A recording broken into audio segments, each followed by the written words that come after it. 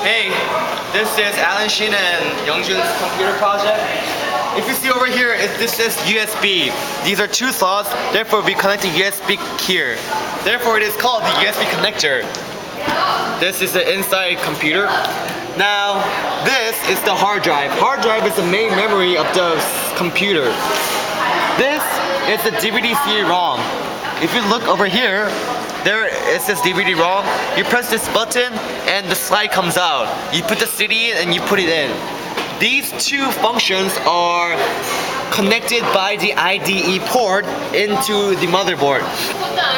Now, this is the power connector. The power connector generates the power through to the motherboard.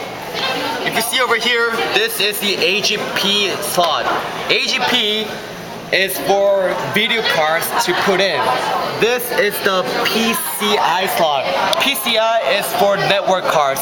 Now I'll give the camera to Youngjun and he will explain the motherboard.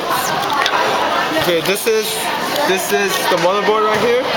First, I'll explain the PCI slots. The PCI slots are where you put in upgraded cards like the network card, the sound card, and the video card. Also, the video card has a special slot called the AGP slot right here. And then we move on to the ROM. The ROM has something called BIOS in it. The BIOS has instructions to start up the computer when you press the power button.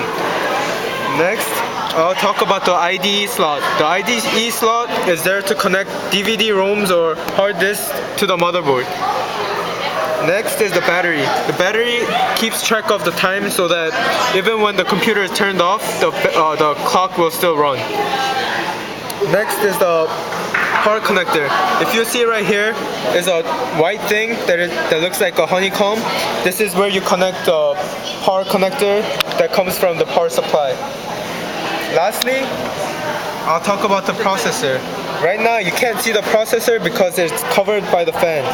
The fan is there to cool the processor because the processor works hard and if it heats up it needs cooling, so that's why the fan is there. Next, I'll talk about how to turn the computer on.